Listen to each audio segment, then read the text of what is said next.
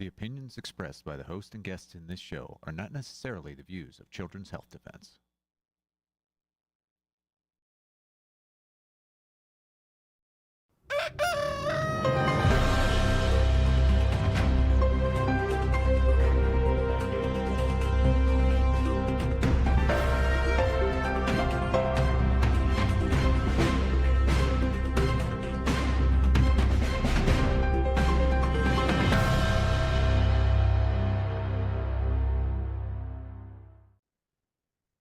Good morning, CHD. It is Monday, the 21st of July, 2025. We are live here at CHD TV on this Monday morning. Our science department have been working round the clock over the weekend to bring you some breaking news, some research that they've done. Let's bring in Karl Jablonowski from our science department. He's our senior research scientist. Good morning, Karl. Good morning, Polly. All right, so I'm just going to hand over to you and have you explain to the people what is going on and what you've discovered. Right. So to put it in context, before the date of publication of this new study, NBC News already pushed out an article saying that there's no link between aluminum in vaccines and autism or asthma. And in paragraph 2 of that article, they criticize Kennedy, quote, who has spread vaccine misinformation for years. And they refer to a 2024 podcast where he noted that aluminum was extremely neurotoxic. So the study itself is, the first author is Anderson. And one of the co-authors, the last author, is Anders Havid, who we talked about at length 2 weeks ago on this show, because he is the second author of the Madsen study, the one that says that MMR doesn't cause autism, but looking at their unadjusted data, it actually looks like MMR causes autism. And he published, thimerosal doesn't cause autism the next year using different statistical tricks. And a pretty big article in Annals of Internal Medicine in 2019, where MMR still doesn't cause autism, even in the most susceptible, except they threw out everyone you would consider the most susceptible. So this study was also published in the Annals of Internal Medicine. Their conclusion, quote, this nationwide cohort study did not find evidence supporting an increased risk for autoimmune, atopic or allergic, or neurodevelopmental disorders associated with early childhood exposure of aluminum-absorbed vaccines. Now, Dr. Chris Exley, on the day of publication, Chris Exley is a professor at Keele University. He's a bioinorganic chemist with 4 decades of experience researching aluminum toxicity, criticized this study, saying there's no real control group. There's no zero exposure group in this study. And that very same day, Dr. James Lyons Weiler, who is a prolific scientist and writer, also noted that when they waved their magic wand of statistical adjustment, they adjusted for visits to the general practitioner, which means they can isolate and minimize the effects of sick kids in a study designed to identify sick kids. The study really looks like it was designed to not find an association between aluminum vaccines and disease. And there are a lot of other problems with the study. They never looked at medical records. This was purely a database-derived study. So they're not looking at biomarkers or blood work or hair samples to see if there's actually a clinical association of aluminum and child's health. Additionally, they throw out 2.5% of all children born in Denmark for a, quote, implausible number of vaccines. That means their data says that they had more than 3 aluminum-containing vaccines for any one particular vaccine in their first 2 years of life. Now, I can't tell, and they can't tell, if this is a documentation error or a medical error. But they weren't curious. They did not even entertain investigating this possible high exposure group of a hazardous substance.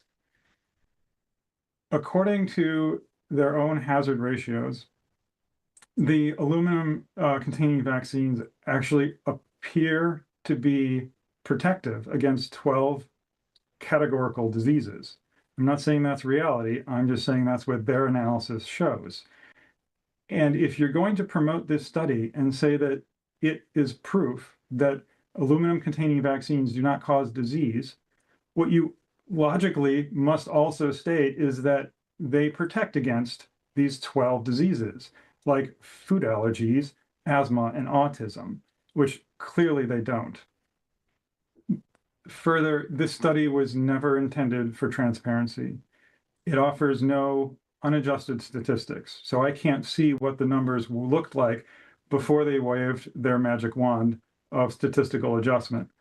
Further, and I'm quoting, no additional data are available owing to data privacy regulations in Denmark. The raw data cannot be shared. So if the raw data can't be shared and Anderson is not going to reveal their unadjusted data, the appraisal of this paper is solely based on trust, that the authors are practicing good science in good faith, and they do not need to be scrutinized. With the main text of the manuscript, we can only criticize the design, their assumptions, and who, why, and how they excluded children, and the weird protective effects of their analysis. And if you don't want to look any deeper to see the fraud in the flawed system of so-called science, you could chalk everything up to a difference of opinion and walk away believing that aluminum containing vaccines do not cause disease. But that all changes in the supplemental material. The supplemental material for paper, it's added information, it's more in-depth analysis. It's not central to the main manuscript.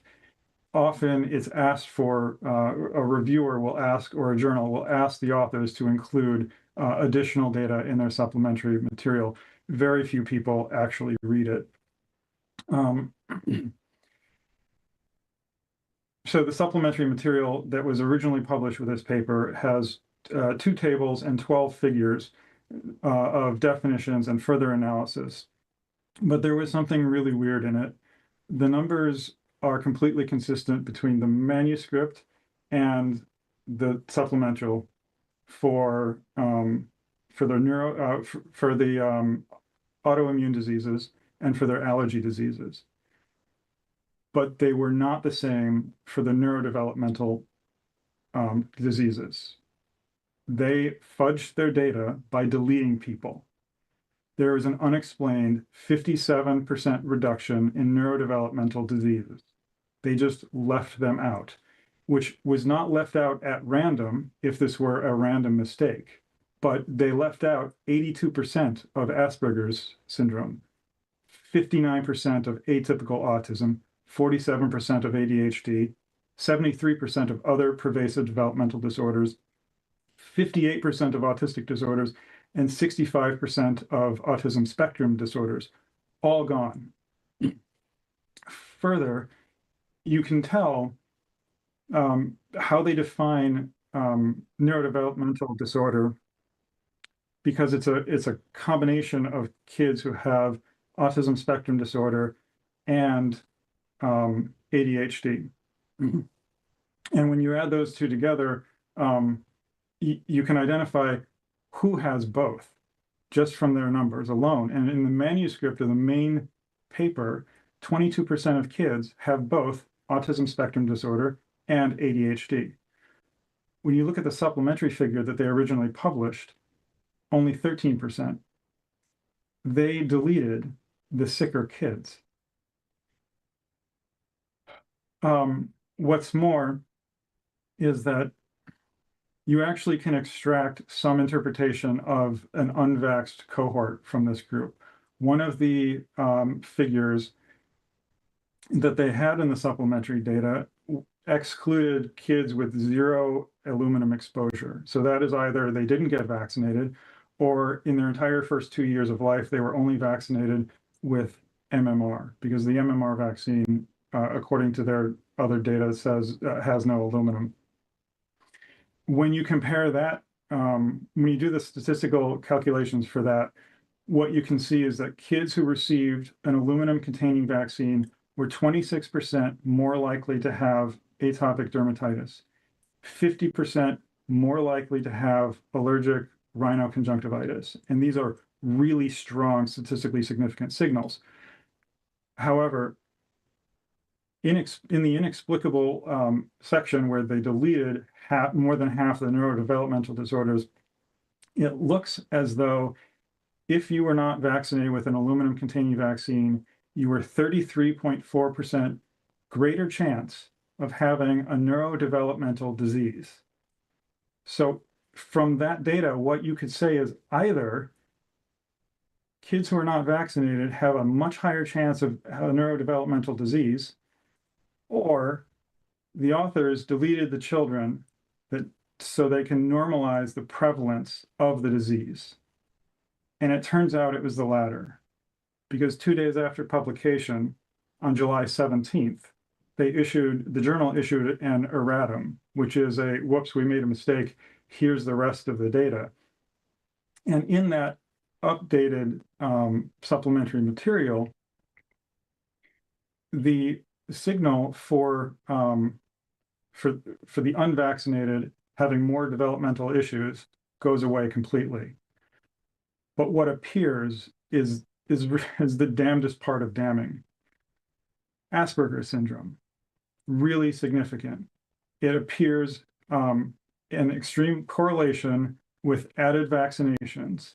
They analyzed it 10 different ways, and 10 different ways it came back as a positive association. And one of those ways, it was actually statistically significant. If you were born after 2007 and were diagnosed with Asperger's, it was statistically significantly associated with receiving higher aluminum content in the vaccine. The bottom of supplementary figure 11 is the coup d'etat of scientific integrity for the authors, reviewers, the journal, and every news agency that regurgitated the narrative. It depicts the risk difference of a low aluminum dose compared to the higher aluminum dose. And it's statistically significant negative. Negative risk for a low dose is positive risk for a high dose. Statistically significant. In essence, what the data shows is that had children who were vaccinated with the higher dose of aluminum been vaccinated with something slightly smaller, a slightly lower dose, they could have prevented 9.7 per 10,000 neurodevelopmental conditions. That's 3.7 per 10,000 of other pervasive developmental disorders, 4.5 per 10,000 autistic disorders, 8.7 per 10,000 autism spectrum disorder. In this multiple decade study, about 500,000 kids got that higher dose, meaning there are about 500 kids in Denmark with a neurodevelopmental condition associated with the higher dose of aluminum. That is significant harm, and we're just talking about a dose response. We're not talking about above zero. We're talking about 1.5 to 3 milligrams of aluminum compared to 3 to 4.5 milligrams of aluminum. It's maddening. So we're not even talking about the health of the unvaxxed in this situation. And none of this was mentioned in the text. The study that proclaims no evidence of disease is riddled with evidence of disease. And that is not a lie of omission. That is a lie of deception. Specifically, neurodevelopmental diseases, the very disease that honest scientists have been concerned about for decades. When Kennedy said that aluminum was extremely neurotoxic, that's what he meant. And that's what NBC labeled him as, a vaccine misinformationist. I said this was the coup d'etat of scientific integrity. The authors, because they tried to hide it.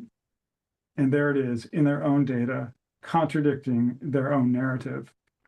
The reviewers, which I'm really harsh on, because being asked to review a scientific paper it's one of the most hallowed duties that we have. You are set up to distinguish bad science from good science, and they failed. Either they had the original supplementary material, in which case they read the paper and didn't ask why the numbers didn't line up, or they had the revised supplementary material, which completely contradicts the narrative of the paper. The journal is at fault because they know better. They have the power to retract it, but they haven't. It would be problematic if they retracted this particular paper, because they are the same journal that published Havid's 2019 paper, which they should probably be looking at awfully closely. And fourth, the media, who promoted this paper without ever reading it. The media thrives on promoting fear, because the more afraid a population is, the more they're going to click, the more they're going to watch, the more they're going to consume the media. Everywhere we get tragedy, violence, and loss, fear, except fear of pharma-induced diseases. And that's probably because our mainstream media gets 1/3 of ad revenue from pharma. So if I have to boil this down to a takeaway, Anderson et al., this paper, the 4 authors lied. The narrative of the paper does align with the fudged data, but the numbers don't align. And when they updated the data so that the numbers do align, the statistical significance of the supplementary data is at odds with the manuscript itself. Karl Jablonowski, thank you for exposing that and the dark fraud and how they fiddled that. And we've heard this before on other studies in the past, but this is just a brilliant breakdown. I mean, I know our people wanted to know how they can get away with it, and thank God for people like you that expose it. Is there anything our people can do to, obviously share what you've just told, but is there anything we can do, we the people, about these fraudulent studies? It always comes down to where the rubber meets the road, and that is in the doctor's office. And being informed, if you don't watch Good Morning CHD, you might go to the doctor's office and hear the safe and effective spiel. If you do watch it, maybe you'll ask your doctor about that one study that said aluminum doesn't cause disease, and even though the data said it did, and the authors lied and tried to cover it up. But it's always about the parents and the doctors or whoever's pushing the vaccines. Karl Jablonowski, thank you so much for your very hard work. We really appreciate the Science Department at Children's Health Defence and for coming on so early. Thank you. Thank you. All right, talking of doctor's office, next guest up, the pediatrician we all love, Dr. Larry Palevsky. Good morning. Thank you for coming on so early. Good morning, Polly. It's great to be here. Thanks for inviting me. Well, so now, up at this Senate hearing with Ron Johnson recently, he asked a question about the bonuses. I think he didn't really know that pediatricians got bonuses, but he also said that he heard that people were getting thrown out of pediatrician's office. And I wanted to also talk to you about that. Why do people get thrown out? And also the bullying. We have to address the bullying that goes on in the pediatrician's office. And is it because of the fact that they're getting bonuses? So I'm just going to hand over to you and talk us through this, because this is so important to these young mums. Well, I think it's very difficult for parents to recognize that pediatricians are making a lot of money on bonuses from giving a certain vaccines in their office.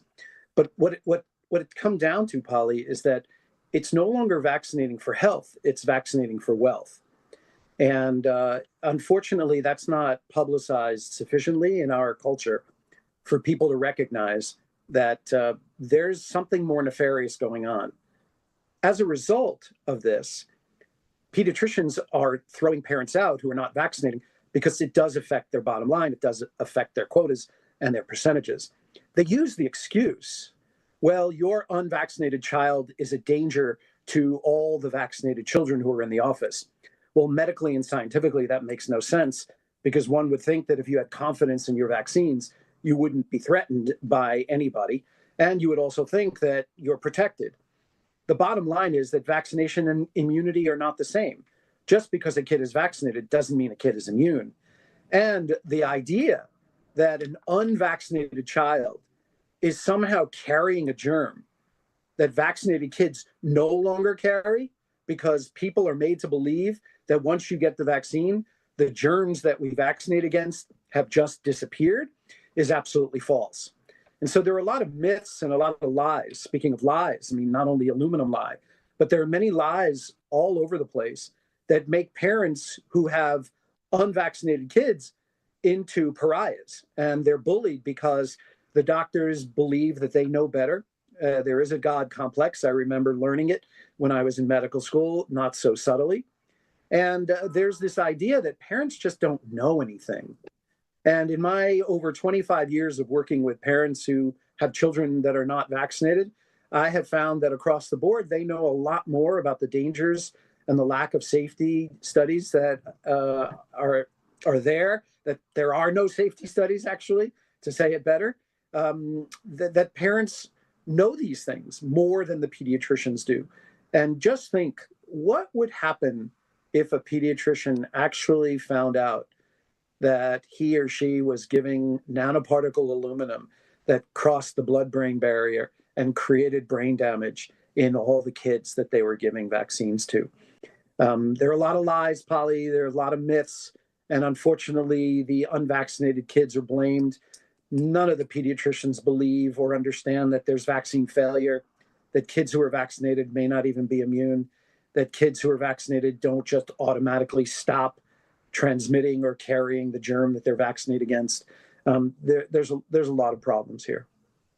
There are, and the amount of parents that have reported to us this ongoing bullying. How can these pediatricians lie like they do? And I mean, I hate to come down hard on your profession, because there are good pediatricians like you, Dr. Paul Thomas. There are good pediatricians out there. But that what we've heard from the people on the road of America has been absolutely horrific. If you don't get the HPV vaccine, then your child will get cancer. If you don't take this, your child's brain will bleed out. I mean, it goes on. Oh, your seizures are just part of God's way of rewiring your brain. I mean, these are coming from the mouths of pediatricians. How can they why can't we sue them? Well, as you know, nobody can be sued regarding vaccine damage. And the problem is that the pediatricians truly believe in what they're saying. There's an ideology. They are taught these things in their residencies. They're taught these things in American Academy of Pediatric meetings. It's in the literature. It's in the throwaways that pediatricians get. It's in all the journals that we have to find a way to convince parents that there's nothing wrong with vaccinating, that they're all safe, that they're all safety tested, and that if you don't give your one-day-old baby the hepatitis B vaccine, your child is at risk for getting hepatitis B infection in the newborn, early childhood, or even adolescent period, none of which is true. But they get away with it because parents really want to rely on their doctors as being honest, as being in looking out for the best interest of their children. You know that every parent that stopped trusting their doctor because their kids got hurt, because their doctors lied to them, because their doctors, knowing that the vaccine injured their children, the doctor went ahead and didn't even write about it in the chart. They kept it from the permanent record because they didn't want to be associated with saying that any vaccine could hurt their kids. Vaccines are not safe. They're not effective. Vaccine injury is very, very common. In fact, it's more common than anyone's willing to acknowledge, especially when 1 in 6 children in our culture is suffering from some neurodevelopmental disability. And the fact is that unvaccinated children are by far the healthiest children in the country. And all the data prove it, all the anecdotal evidence prove it, all the parents who have vaccinated, unvaccinated, and partially vaccinated children all know which children in their homes are the healthier children. Dr. Palevsky, and you don't have to answer this, it's kind of a personal question, but I feel I need to ask it anyway. Do you take money and bonuses for vaccinating children in your pediatric office? No, I do not sell vaccines in my office and haven't sold vaccines in my office in 23 years.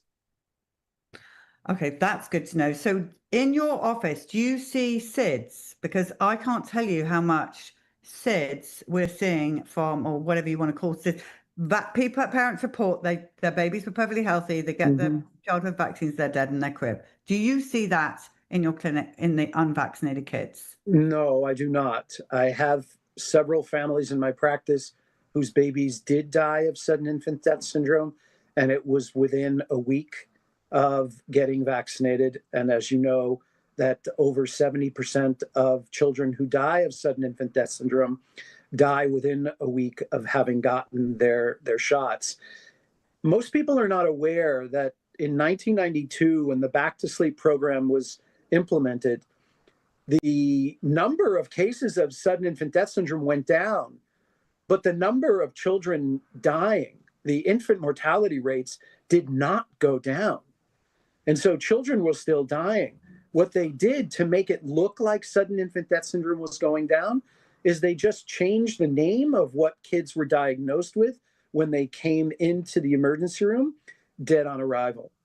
They just called it something else. So they artificially lowered the number of cases of sudden infant death syndrome. They reclassified it, and it made it look like, look how great we are. Now, if we look in the year 2025, the infant mortality rates in this country are over 50% in the world. We are ignoring sudden infant death syndrome at the hands of vaccines. We have ignored it for a number of decades. And the fact is that even though more babies are sleeping on their backs, the number of babies dying from sudden infant death syndrome is not going down.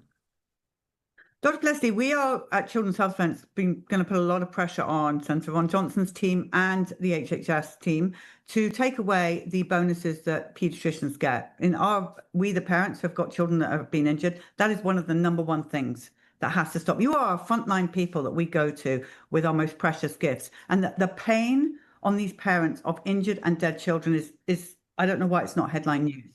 Correct. What do you think is going to happen if we achieve this goal of getting these bonuses taken away? How are the pediatricians going to change? Are they still going to push and bully? They would have no incentive. Well, again, this is what the problem is. We've gone from vaccinating for health to vaccinating for wealth. And I don't know what pediatricians are capable of doing in their office if vaccination isn't an incentive, because the office visits are really short and the parents are pushed in and out. They get weighed, they get height, they get head circumference. They spend a couple of minutes with the doctor and then it's over. Go to the nurse and get your shots. I don't know what pediatricians are going to be offering if selling the vaccines is no longer an incentive for them to practice. But that's so interesting. Can't a pediatrician just be the kind of pediatrician that we always wanted, which is, hey, we're going to check and show you our beautiful baby. And if our baby's sick, we can go to you and trust you. I'm sure we don't need to be selling vaccines. I'm sure there's way more than a pediatrician can do than just sell vaccines. So Dr. Larry Palevsky, here's the question. The parents out there are afraid now to go to the pediatricians, totally and utterly afraid, the ones that are in the know. I mean, I have family members with young children that would rather see anybody but a pediatrician. Mm-hmm. Again, if we can take away that, do you think if we can take away the vaccines and the bonuses and the bullying, do you think that will change? Because it would be lovely to get back to what doctors trained to do and the parent-patient relationship where there's no vaccines. Correct. No. Well, Holly, I graduated in NYU School of Medicine in 1987, and the pediatricians who taught us in medical school had been practicing in New York since the 1940s. And they taught us some really, really fundamental principles about pediatric practice. Number one, take a good history. 98% of your understanding of what's going on with the child will be determined if you take a good history. Do a good physical exam. By doing a good history and a good physical, you will completely know almost everything you need to know. Number three, always listen to the mother. These are three things that we were taught very, very, very specifically in the 1980s. And I don't see that being taught in medical schools or residency programs for a very, very long time. And what it become is AI, cookbook, protocol medicine. And so what I'd love to see is when a parent says, my child is constipated, the pediatrician just doesn't turn around and say, here, take some milk of magnesia, or take some this medicine, take some go lightly if you have to. I'm exaggerating, but here, take this medicine. Instead, the pediatrician would turn around and say, well, what are you feeding your child? What time is your child going to bed? Are there any stressors at home? Is your child dehydrated? What's your child doing in school? Is there a problem in the family? What else are you giving any supplements? Is your child on any medications? And this takes time, Polly. It takes knowledge and time and skill to actually know the questions. What are the root causes of constipation? What are the root causes of a cough? Not just here, take this antibiotic or take this albuterol and go on your way. It's what are the root causes? What's really going on in the child? And I'll never forget when a child in my practice was in the hospital with asthma. And the mother said to the doctor in the hospital, don't you think it's important for me to figure out why my child is always wheezing? And the doctor looked at her and said, no, it wouldn't change what I do for your child anyway. And that's become the theme rather than the exception, Polly. There's very little real sitting with the parent, getting to know the parent, understanding what's going on in the history, taking a good physical exam, and coming up with an answer and a solution. I've had parents look at the physical exam I do on their children, and multiple times they said, yeah, my general pediatrician doesn't do an exam like that anymore. I said, you're kidding me. What are they learning in medical school? So things need to change. And as you know, the parents are going to be the ones that move the needle on this one. Yeah, they are. But also, just one last question for you, Dr. Palevsky. What if there's a pediatrician watching right now that thinks, okay, I know that these vaccines are causing injury, but I need that money for my child's college or whatever it is. I'm used to it. This is what I've been trained to do. I want to get out and I don't know how to get out. So how can they be like you? You still earn, I presume, a wage doing as a pediatrician, not vaccinating, not taking bonuses. So what's your advice to your colleagues who want to get out and want to do the right thing? Well, Polly, the bottom line is that we in the pediatric profession need to return to doing pediatric medicine, to learning how to take a history, learning how to do a physical, learning how to listen to the parent, learning how to touch, learning how to be with the child, learning skills that make you good diagnosticians. We were taught what's called a differential diagnosis, meaning this child presents with these symptoms. These are the 5 reasons for the child to be presenting with this type of symptomatology.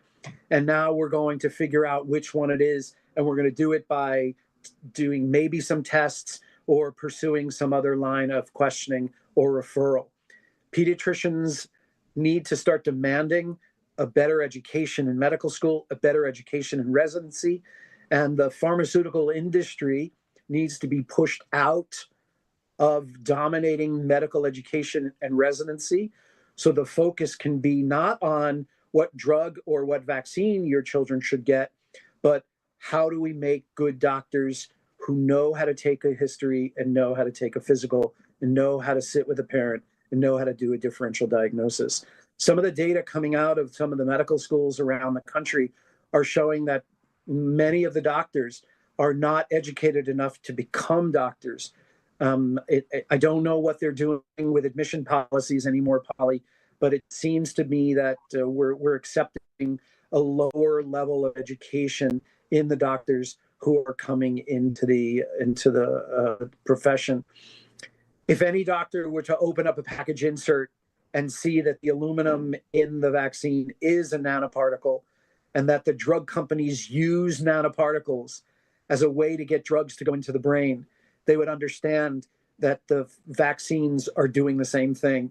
And that's why Dr. Karl can find the data that he's finding, not the conclusion of the study, but the data, because the pharmaceutical industry knows, straightforward, they know that they are using methodologies and technologies in the vaccines that they use to get drugs to go into the brain, because the blood-brain barrier stops drugs from going into the brain.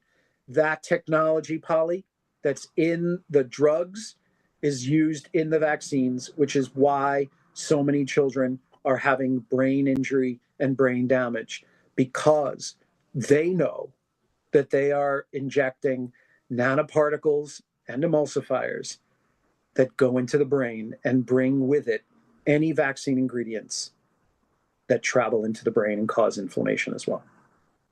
Dr. Palevsky, you are, thank God for you, is what we all say in our movement. Thank you for everything that you do and continue to do. And we hope to see you back on CHD TV soon. I know you're incredibly busy in your office, so I'm going to let you get back. But thank you for all you do.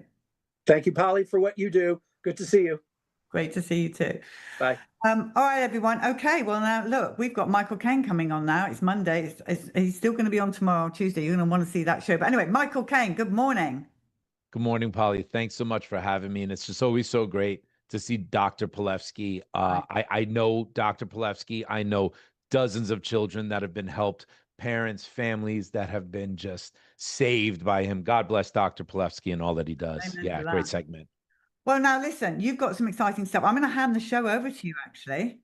Okay. And Michael Caine's going to take over the Monday show, second half of it. But Michael, thank you for what you do, and excited to listen to the rest of the show.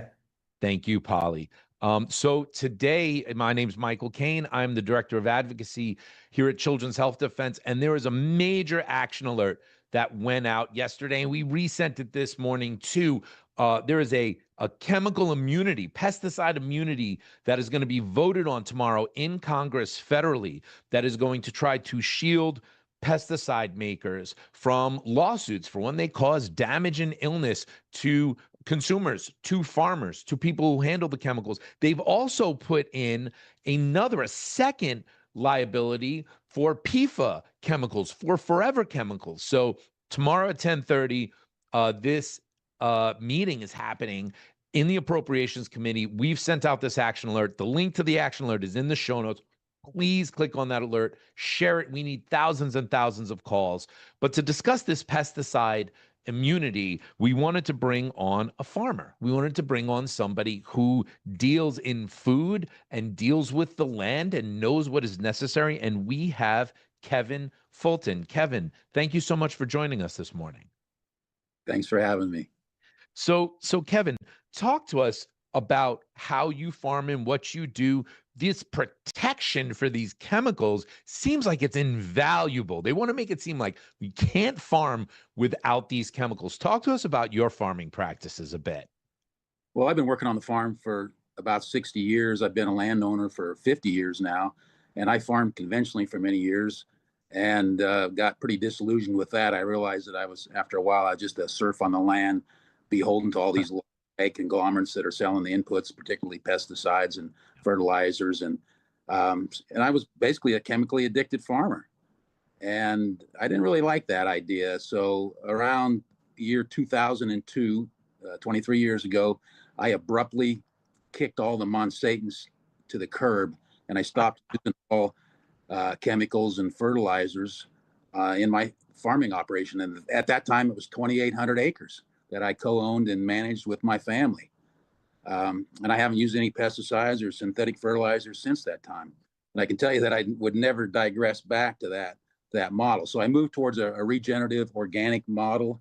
And, it's Those companies promised that, if I use their products, I would be more efficient, more productive, more profitable.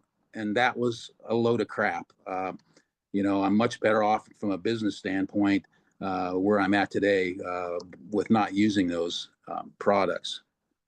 Wow, that's fascinating. So by not, because that's one of the big things sold to the American people, to the American farmer, to big business, is that we need to feed the world. If we don't have these gigantic chemicals used in tons and tons and tons every day across this nation, people will starve. We're not going to feed people. What do you have to say to that line of philosophy? Well, those are just scare tactics used by the industrial ag complex. And the reality is that most of those pesticides are used on commodity grain crops Right. that even used for human consumption. I mean, when was the last time anybody sat down and ate a bowl of number 2 yellow corn or Roundup Ready soybeans? And I'm not suggesting you try that, but those crops aren't for human consumption directly. And so, we can actually feed the world better if we moved away from those pesticides and we better utilize our resources, because most of those pesticides are, based on petroleum based, and that's a finite resource. So we need to, in the long term, we need to move away from those kinds of things. And I certainly can show you great examples on my farm of how much better my crops are and how much, how more productive I am, and without using those all those inputs. And the bottom line is I'm more profitable. Wow. I mean, that goes against everything that I've ever been told, I've ever been taught. That it's great, and it's great to have you on as a primary source to talk about this, because you've lived it for decades. Talk to me a little bit about, you call yourself a regenerative organic farmer. I believe it was Elizabeth Kucinich who taught me that the term regenerative farming is being bastardized. It's being used in a way that people think regenerative means this must be a good organic process, but that's not necessarily the case. Why is the term organic? Why is that so important when you describe the type of farming you engage in?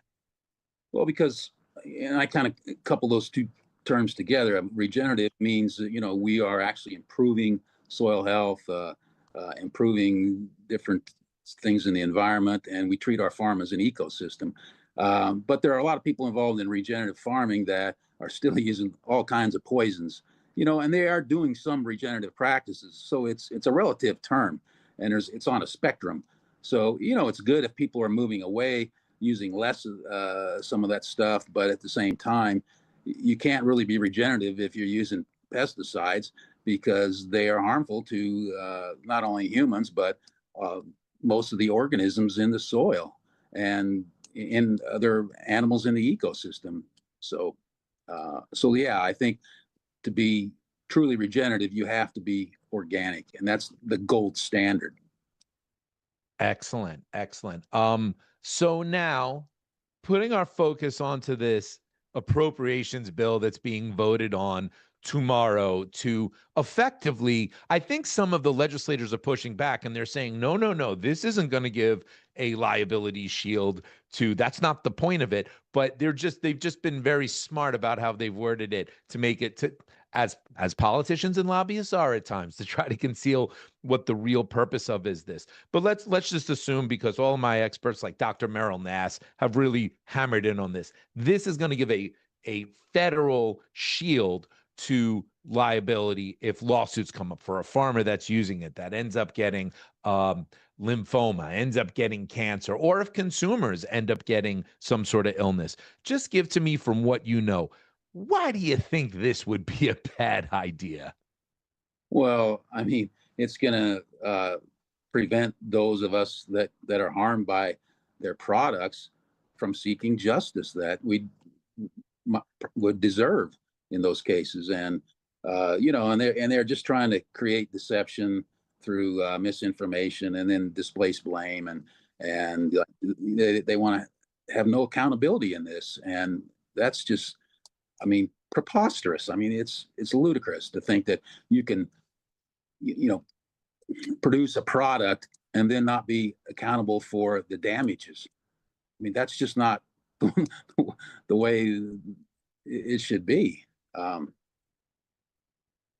Kevin Fulton, you're speaking way too much logic right now for Washington, D.C. I think it's just, and you're just saying it so plainly and so straight as to what it is. It's ludicrous. It doesn't make sense. So everybody, we need you to complete this action alert. We've just sent it out. The link is in the show notes. Lou, if you could put it up, take action now. Tell your representatives to remove the appropriation bill, riders protecting industry, hurting consumers. When you send this, it'll go to your congressperson, but we also have listed all the phone numbers of all the people on the appropriations committee.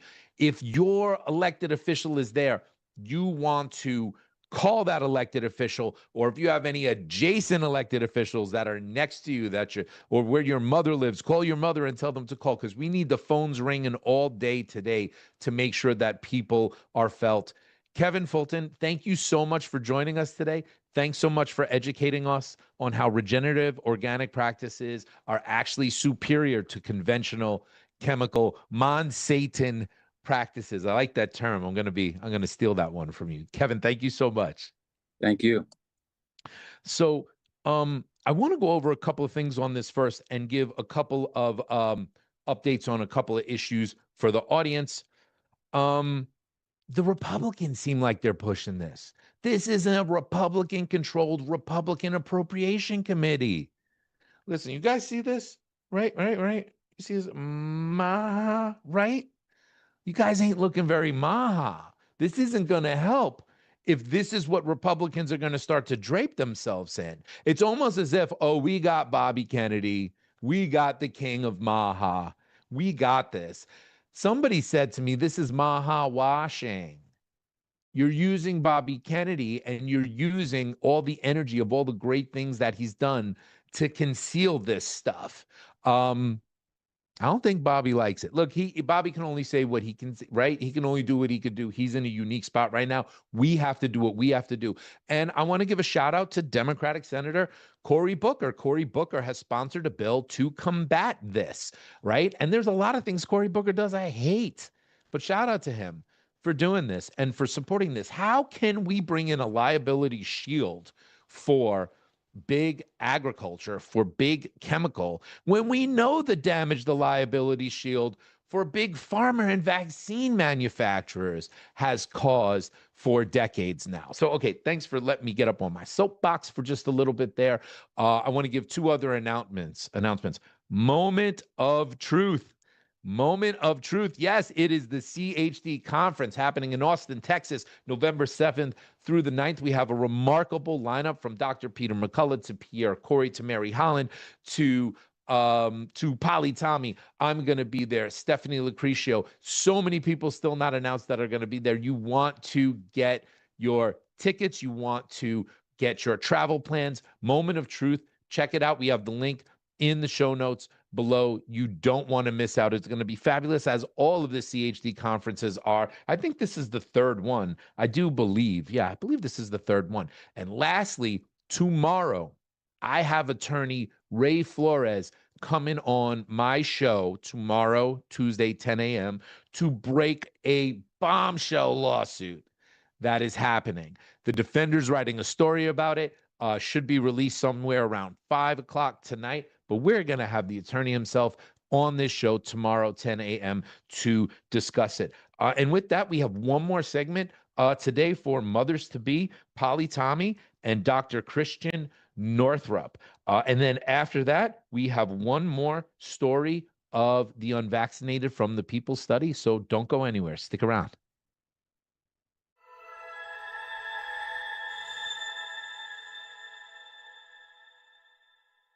Good morning, everybody, and welcome to Mothers to Be. I'm standing in for Isabella Yon today. My name is Polly Tommy, and we're delighted to have Dr. Christian Northrup with us today to talk about prenatal care. So welcome to the show, Dr. Northrup, and thank you for being here. My pleasure to be here. Thank you. Thank you. We have so many questions that have been coming into Mothers to Be, and the biggest question is infertility. So can we start with that, because it really is a massive issue right now? Well, it's a massive issue because of what we've gone through in the last 5 years. However, we know, for instance, that the sperm count has dropped 60%, and that was before the COVID situation. And so there have been all kinds of what we would call attacks on human fertility, whether that be atrazine or the food supply, GMOs, too many vaccines. All of this impacts human fertility. So therefore, the most important thing you can do, this is really important, everyone, so take this to heart. Understand that you are who the Bible says you are. You are a human being made in the image of God and awesomely and wonderfully made, which means that when you tap into the creative force that knit you together in your mother's womb, pretty much anything is possible. So that's the heart posture you need to take. Then the second thing is you need to do what you would do to your garden.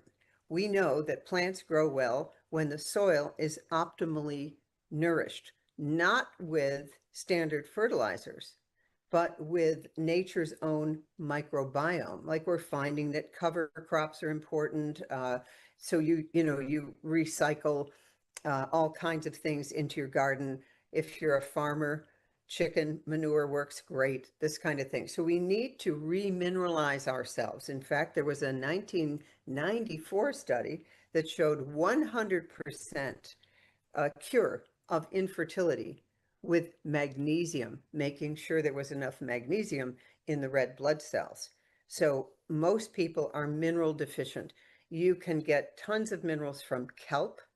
There's a new product from some of my friends that do Maine seaweed called seashot.net.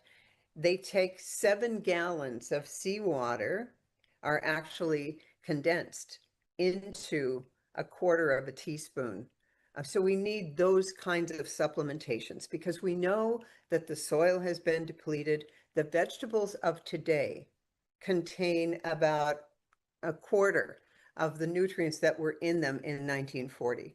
The RDAs, the required minimum daily nutrient whatever, was based on everyone having a home garden in the 1940s. So we don't get the nutrients we need. So we're looking at, you need to optimally nutriment your body. We need optimal vitamin D. Did you know that just getting out in the sun makes hormone balance? It increases testosterone. There's the ancient Greeks used to, the athletes, the males, ran on the beach naked.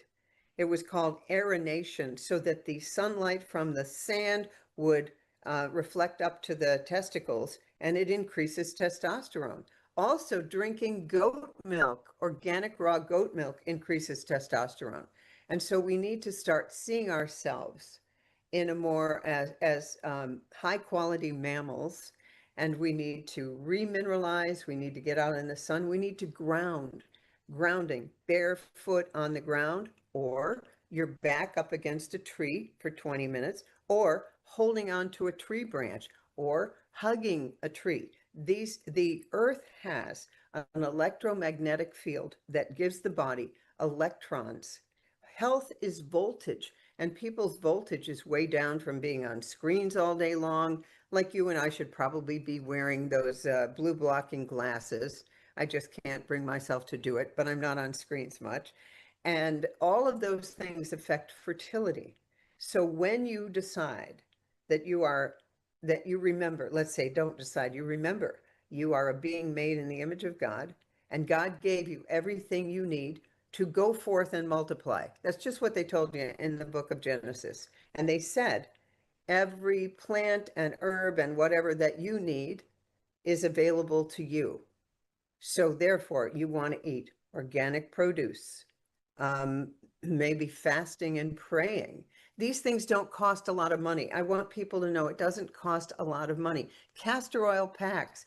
Castor oil is called the palm of Christi, the palm of Christ.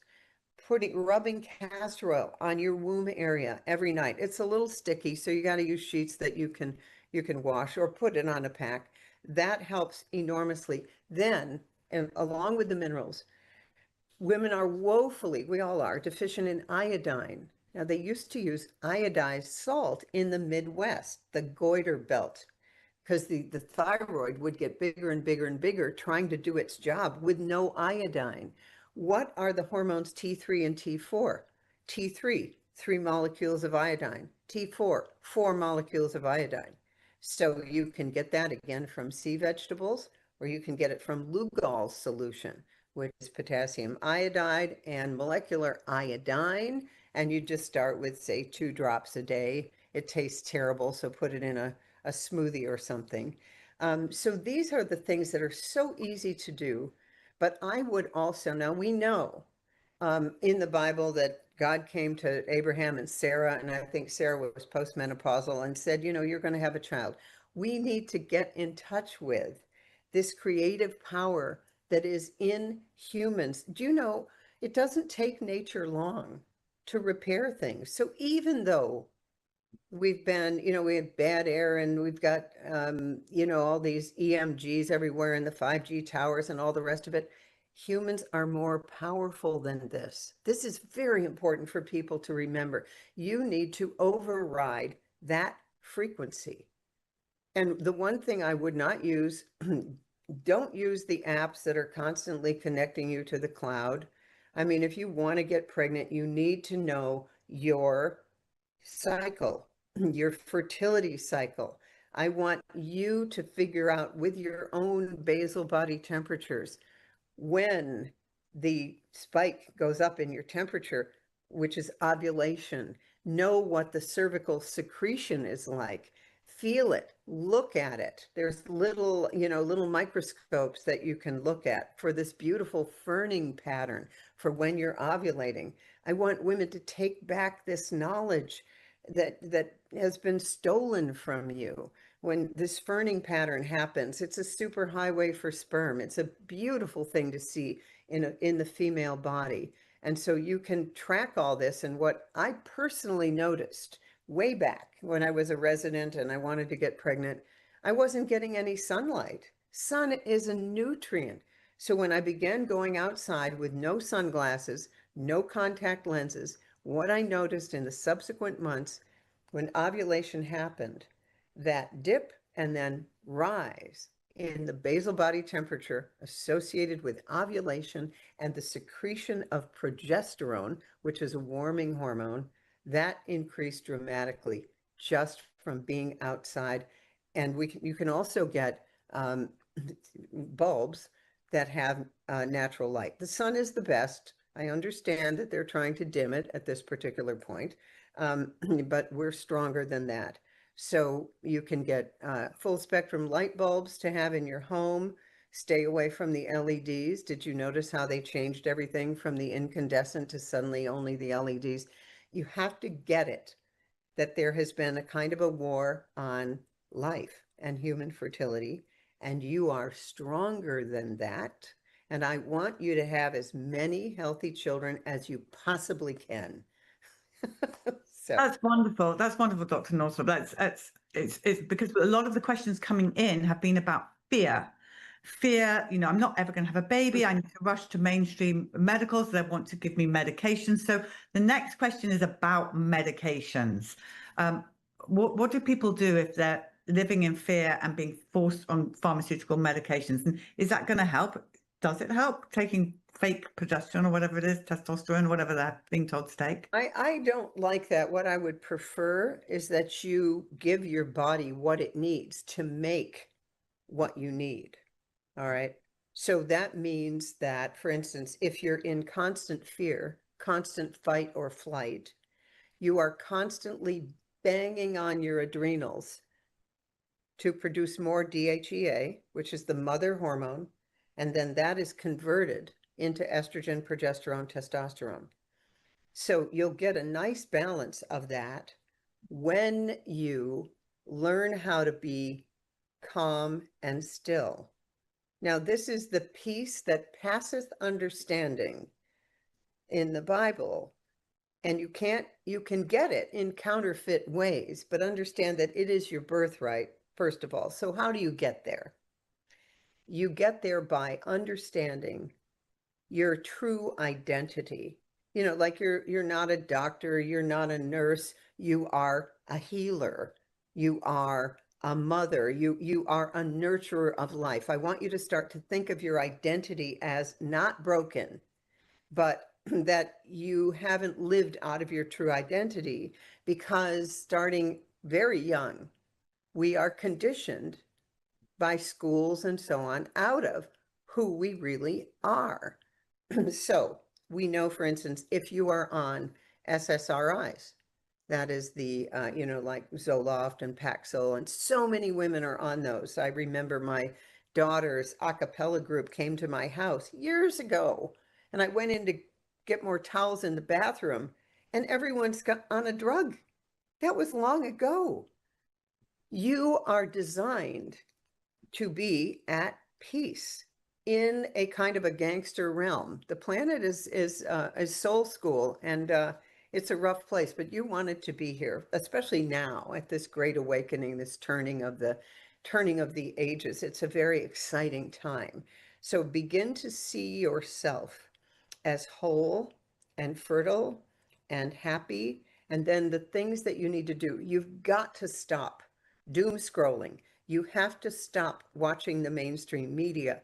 You need to start listening to high voltage frequencies. Those are the solfeggio tones, 432 hertz. There's so many now musical stations on YouTube where you can just put on this high vibration solfeggio tones that bring in your divine self. There were church bells all over Europe prior to World War II, and they melted them down for armaments, but that's why we have the name rebel. I want you to bring in those frequencies of God. That Gregorian chant is very, very helpful. Meditation. Herbert Benson, years ago at Harvard, came up with this thing called the relaxation response. That's around the time I was doing transcendental meditation. 20 minutes, 2 times a day, will absolutely balance everything. So how did he do it? He just told you to pick a word. Now, TM gives you a mantra. A word. You can do peace. You can do rose. You sit, you close your eyes, and then you just keep coming back to the word, coming back to the word. Your mind will go everywhere. That's what it does. Just keep coming back. And over time, you will strengthen your ability to go into that calm space. Just start with 5 minutes. And what that does is it metabolizes all of the stress hormones, because it's the stress hormones that are causing the anxiety, the sleeplessness. Now, sleep, the number one digester of stress hormones in the world. And so if you can't sleep, you use natural stuff, passion flower, valerian root. And then there's also, make sure you sleep in a dark room. Get those shades that make it completely dark. That changes your melatonin, your natural rhythms, and so on. And then sleep with grounding sheets or a grounding mat or a wellness blanket, anything that knocks out the EMF that's everywhere, the Wi-Fi and all that. Make sure that you turn off your Wi-Fi at night. If you can, get your space wired with Ethernet so that when you're on the computer, it's Ethernet, and then turn off the Wi-Fi. This is not always easy to do, so do the best you can. There are things that you can get for your phone, for your house. EMFSol.com has fantastic products. I make no money on that, but I want you to know what's good out there. And then there's other things you can do, like we know that copper wire in your plants makes them grow much more. People need more copper. We need about 2 milligrams a day. We've been scared away from copper. And so get some colloidal copper as a supplement. So zinc, copper, magnesium, iodine, grounding, natural light, all of these things are designed to restore you as a fertile human being. And then not another injection in your life. No more of these things. Done. You don't need them. If you look at the history of them, from dissolving illusions, Suzanne Humphreys, who actually was on Rogan, which was a miracle. Suzanne Humphreys was here in Maine as a nephrologist. And she noticed that they then mandated the flu shot for everyone coming into the hospital if they broke a leg, if they had a heart attack, and suddenly she's dialyzing all these people. And she did something very unusual for a doctor. She read the package insert of the flu shot, and she saw that there were substances in there that were nephrotoxic. They were toxic to the kidneys, because she asked them, have you ever had kidney problems before? No. And so she asked the hospital administrator, could we stop the shot until the person is better? No, you could not. And it was her wake-up call. If you haven't read that book, read it. Dissolving Illusions, Suzanne Humphreys. So. Yeah, we're talking about books, Dr. Northrup. Can you tell us about your books? Because I think it's two of them, but incredibly important for our viewers and our young mums, particularly, to get. Yes, yes. Okay. This Women's Bodies, Women's Wisdom is a virtual, see how big it is, encyclopedia of women's health. It's available on Audible, believe it or not. It's available on Kindle. And this is literally an encyclopedia of everything you need to know about the female body. I invented a language of women's health, believe it or not, because women's health was all disease screening. That's not health. Okay. And then there's another one that I don't have in front of me, but it's called Mother-Daughter Wisdom. And this is all the stages of how you grow up a child. And there's a big section on conception, gestation. There's that in here as well, obviously. I believe that conception, gestation, labor, birth, postpartum are physical metaphors for the way the divine comes into human form. And it is your body that's participating in this incredible miracle. And though my profession has worked really hard to mess it up of late, I used to love it, of late, it's still there in you. I mean, can you imagine a corporation making a human eye? Can you imagine them figuring that out? Here's your artificial eye. No, thank you. I will take the one that God gave me. So your body makes that, is set up. Your female body is all set up to do that. And one of the things that I have always been amazed by is in my profession, where they tell women, you know, you'll never get pregnant, you're infertile. I had this happen all the time. I remember once a 50-year-old pastor's wife came to see me. She was certain she was in menopause because she hadn't had a period. She was 20 weeks pregnant. Then she was terrified that because she was older, that it was going to be a problem. And she had a perfectly beautiful, normal baby. And now she was kind of out of touch, because by 20 weeks, you can usually feel them moving. I guess she thought it was gas or something. But I've seen it over and over. Or when someone's been told, your husband has no sperm, and then 5 years later, she gives birth to a baby that is the spitting image of her husband because one managed to get through. In the movie Jurassic Park, there's a wonderful line by Jeff Goldblum is the actor, and he says, you know, they hear the big boom, boom, boom, boom, and the puddle, you know, they see the ripples, and the guy says to him at Jurassic Park, don't worry, they're all females. And then Jeff Goldblum says, nature always finds a way. So I want women to think on these things. Think on these things. Nature always finds a way, and your body is gloriously made to be in touch with nature. Now, I'm lucky. I grew up in a household in which family members signed out of the hospital against medical advice, or they would be dead. So my conditioning, my childhood conditioning, is that people can get well. People can heal without medicine. I also had an aunt and an uncle who were medical doctors. So I loved everybody, and I saw the value in both. So I don't mean to say don't go to a doctor, but make sure that you are doing everything in your power between you and God. And then when you're divinely inspired and you find a doctor who's an actual healer, not a technician, and not someone working for dark forces, that's a marriage made in heaven. Dr. Northrop, thank you so much for your wisdom and for coming on this week for Mothers to Be. We truly appreciate you. Thank you.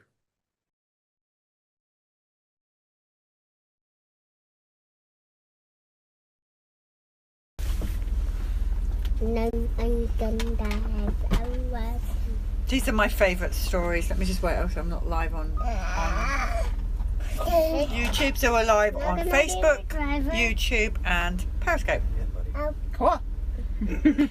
Okay, so now, how old are you? 3. You're 3. And how old's your sister? 4. 18 months. 18 months. Okay, good guess though. Mama. And I won't ask you guys how old you are. Can you tell us your names? I'm Teresa, and this is Brad. And do you have any more secret surprise children anywhere, or is this your family? Well, here's our announcement. I don't know if everybody can see it. Oh, bun in the oven. Yes, we are. When's that baby due? February. How exciting. Unexpectedly. That's wonderful. Unexpectedly expecting. I highly recommend 3 children. Really? Yeah, it's a great number to have. Okay, so these children are unvaccinated. What made you both think that you were not going to vaccinate these children? I never really put much thought into it, and I had a friend, Tabitha, who said that her child had a reaction to a vaccine. She had seizures, and she doesn't vaccinate her children anymore. So I was like, really? You can do that? I didn't know that you couldn't vaccinate. Right. So I started researching from there. I think I was either pregnant or trying to get pregnant at the time. So. And so, were you guys anti-vax before, or what was the deal? I was really dubious of when she first brought up, like, just not doing it, because obviously that's what you're led to believe is the right way to go, is to get all your vaccines. And when we started doing some of the research and reading, and I got on board pretty quickly. But I mean, were you worried, because were you worried about polio and things like that? That was one of the vaccines that he was like, well, I don't know, I might still want them to have polio vaccine. Because they really brainwash you that polio has been eradicated because of the vaccine. Right. And if you don't vaccinate, your child will die of polio. That is what's going to happen. Fact. Which is why I was dubious to begin with. Right. You don't think about it, do you? You just like, it's in They your say you brain. need it, so. Guys, I don't know why. It might be the title of this story that's giving us a little bit of censorship right now, because there's nothing that's changed all day. I don't know why everything's down, but I would think it's probably these unvax stories are freaking the dark side out. They don't know what to do with you guys, because they can't really argue with it, can they? No, because I mean, they've had colds here and there. That was my phone. That's yours, okay. Sorry. Yeah, they've had colds here and there. He actually got hand, foot, mouth disease a couple weeks after she was born. So that was fun. But which there is no vaccine for. No, and he made it through it, and now he's got immunity to that strain, and they've never had an ear infection. They've never had antibiotics. So you were pregnant with him, 3 years or whatever ago? Yeah. I like that you have close gaps. I'm so into that. I think it's great for the kids. Did they try and offer you vaccines while you were pregnant? Yep. And I turned them down. Did you turn it down because you had a gut feeling, or did you turn it down? I already had a feeling that I wasn't going to vaccinate them. Period. Here, why don't we set that over there, and then she can. Here's another thing. Yeah, I had a feeling that I didn't want to vaccinate at all, anyways. And so, when they offered it to me, I didn't know at the time that vaccines had never been tested in pregnant women, but I knew that when you're pregnant, you're not supposed to get vaccines. So I wasn't going to get them, and they kept asking me the first time when I was pregnant with him. They kept asking me, and then when I was pregnant with her, I told them I'm not getting any vaccines, so just don't ask anymore, and they didn't ask. Hang on, stop a second. Okay, Periscope, I'm going to reload you. Just 1 second. So weird. I think we're doing something.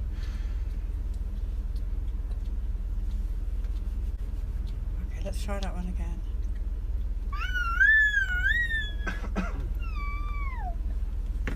like the doll? No. How do you hold your baby? Are you eating that pear like a How do you hold your baby? No. Oh. Yeah. Something's up here, Periscope. It's not like you to censor us. Normally it's Me. it's normally just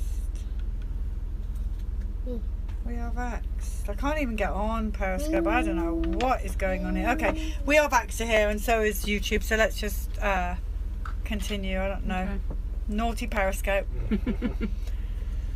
Are you afraid of diseases like polio, measles, mumps, rubella? No. Do any of those frighten you? Are you good on it? Yeah. After reading. Well, you just He's talk- heard What's the me go on rants about like how everything's treatable, and this day and age there's not. Hey, do you want it off? Take it off. We can take it off. There. All right. Good. Shoes are off. She's happy. So yeah, I mean, I've done the research into the diseases themselves. Hold on, Evie. It's dinner time. I'm sorry. Here, there you go. Done the research into the diseases themselves and the treatments. Vitamin C, vitamin A protocol. So I'm not worried about it. I mean, I took him to the hospital when he had hand, foot, mouth disease, and they told me he had a herpes virus because he had the lesions in his mouth, but he didn't have any lesions on his hands yet. So I went home like panicking because, oh my gosh, now I'm gonna have to deal with this for the rest of my life, or his life. And it wasn't that, it was hand, foot, mouth disease, and they just like gave me that initial diagnosis and didn't even do any testing or I mean, I don't know if you can, but they didn't take any cultures or anything like that. So Would you rush them into hospital, or are you more confident that you can treat some of these things yourself? yeah, I ended up diagnosing him myself, and Dr. Google, that's how I figured out that he had hand, foot, mouth disease. And then we did end up taking him to the doctor later that week, but only because we needed a doctor's note for his work. So it was, that doctor, different. What do you mean a doctor? Whose work? Your work? Yeah, because he I took stayed 3 home days. to help out, so I needed a note for work, so I didn't get points for absenteeism. So we took him to a med center, just for the diagnosis and the doctor's note. And they're like, yep, it's hand, foot, mouth disease. It's going around. Do you watch the stories that we record? Are you a Periscope or We Are Vaxxed person? We Are Vaxxed. Good. And Periscope, it's the first time in ages that Periscope's been down. I don't know what to say to you. Does it make you feel really confident when you see the health of the unvaccinated? Yeah. Oh yeah. I mean, it's night and day. Yep. I mean, my friend Allie was the second person you interviewed this morning. Hearing her story and what she's gone through, I don't know. Once I started researching, I started posting because I'm kind of a big mouth. My friends all know that. I post about GMOs. I post about vaccines, breastfeeding. I started getting stories from friends that were vaccine injured. That, like I had a friend that had the flu shot and got Bell's palsy. My friend that has the daughter that had seizures. Allie that was here this morning, I started getting all these stories of people with these vaccine injured kids. A kid that we grew up with that I never even knew was vaccine injured, and he was vaccine injured.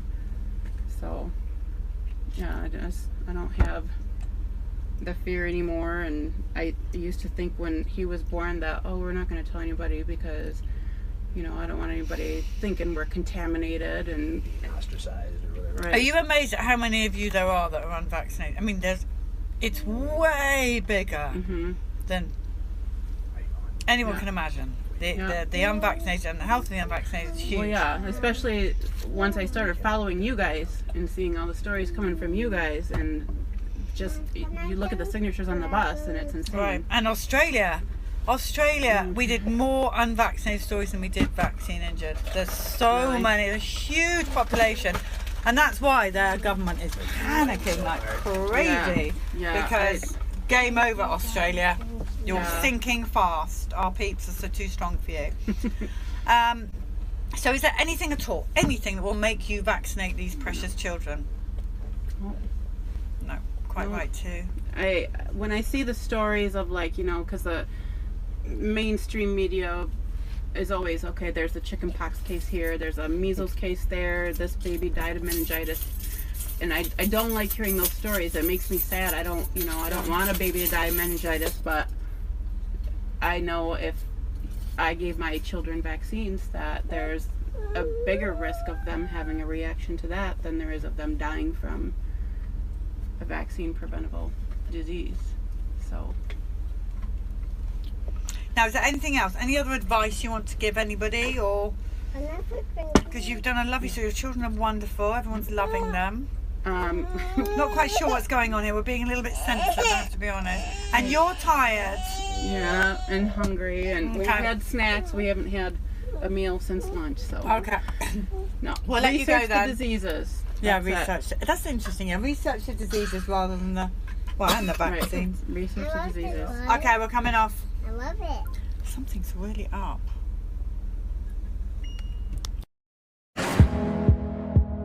This and all CHD TV programming is made possible by generous support from viewers like you. Please consider making a contribution today to keep our programming going strong. Thank you.